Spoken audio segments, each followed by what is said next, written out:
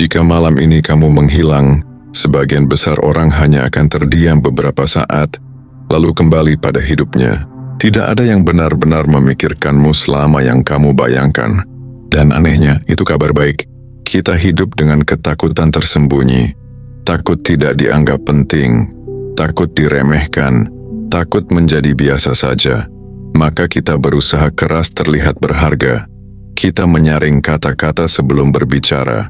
Kita menghapus dan mengetik ulang pesan berkali-kali. Kita memeriksa notifikasi seolah-olah harga diri kita ada di sana. Kita lelah bukan karena dunia terlalu keras, tetapi karena kita ingin dunia memperhatikan kita. Padahal kenyataannya sederhana. Orang lain terlalu sibuk memikirkan dirinya sendiri. Kamu takut mereka menilai pakaianmu. Mereka sibuk memikirkan penampilan mereka sendiri. Kamu takut kesalahanmu diingat. Mereka bahkan hampir tidak mengingatnya.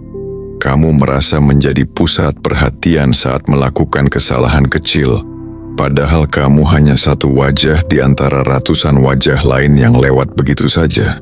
Marcus Aurelius menulis, kita lebih sering tersiksa oleh imajinasi daripada oleh kenyataan. Rasa malu itu seringkali bukan karena kejadian, tetapi karena cerita yang kamu bangun di kepalamu. Kamu membayangkan semua orang membicarakanmu, padahal mereka sibuk bertarung dengan kecemasan mereka sendiri. Berhenti sejenak, tarik napas pelan. Berapa banyak energi yang sudah kamu habiskan untuk mengendalikan opini orang lain? Stoikisme tidak mengajarkan kita untuk menjadi dingin atau tidak peduli. Ia mengajarkan kita untuk memisahkan apa yang bisa kita kendalikan dan apa yang tidak. Opini orang lain tidak pernah berada di bawah kendalimu. Tidak pernah. Epictetus berkata, bukan peristiwa yang mengganggu kita, melainkan penilaian kita terhadapnya. Seseorang tidak memujimu, itu fakta netral. Seseorang tidak mengakui usahamu, itu juga netral. Yang menyakitkan adalah makna yang kamu tempelkan. Aku tidak cukup baik, padahal mungkin mereka hanya lelah. Mungkin mereka sibuk. Mungkin mereka bahkan tidak memikirkanmu sama sekali.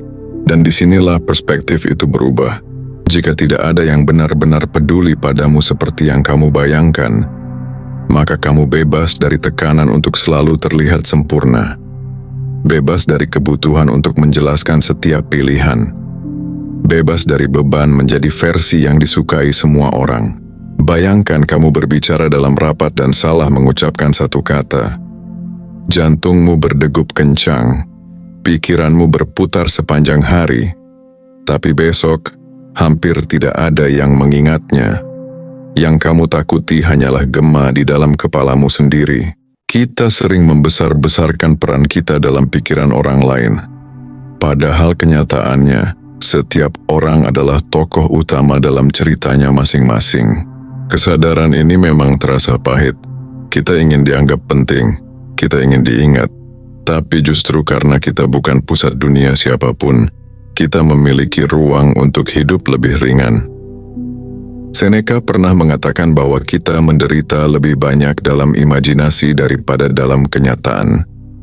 Bayangkan jika semua energi yang kamu habiskan untuk memikirkan penilaian orang lain dialihkan untuk membangun dirimu sendiri, untuk melatih pikiranmu, untuk memperkuat karaktermu. Stoikisme menekankan satu prinsip utama.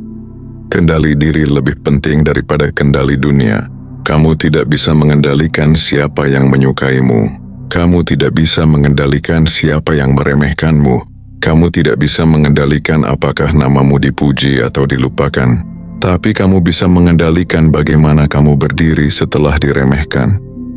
Kamu bisa memilih tetap tenang saat tidak diakui. Kamu bisa tetap bekerja dengan baik meski tanpa sorakan. Itulah kekuatan yang sebenarnya. Ada ketenangan yang lahir ketika kamu berhenti mengejar perhatian. Ketika kamu tidak lagi mengukur nilai dirimu dari reaksi orang lain. Ketika kamu sadar bahwa sunyi tidak sama dengan tidak berharga, tidak ada yang peduli padamu. Dalam arti mereka tidak menjadikanmu pusat hidup mereka. Dan itu membebaskanmu untuk tidak menjadikan mereka pusat hidupmu juga. Kamu bisa berjalan tanpa merasa diawasi. Kamu bisa mencoba tanpa takut ditertawakan. kamu bisa gagal tanpa merasa hancur. Karena pada akhirnya, hidup ini bukan tentang seberapa banyak orang memperhatikanmu. Hidup ini tentang seberapa kuat kamu mengendalikan dirimu sendiri. Diam sejenak dan renungkan ini. Jika dunia memang tidak terlalu memikirkanmu, mengapa kamu harus terus hidup untuk menyenangkannya? Saat kamu menerima kenyataan itu, sesuatu berubah. Bahumu terasa lebih ringan, pikiranmu lebih jernih, reaksimu lebih tenang.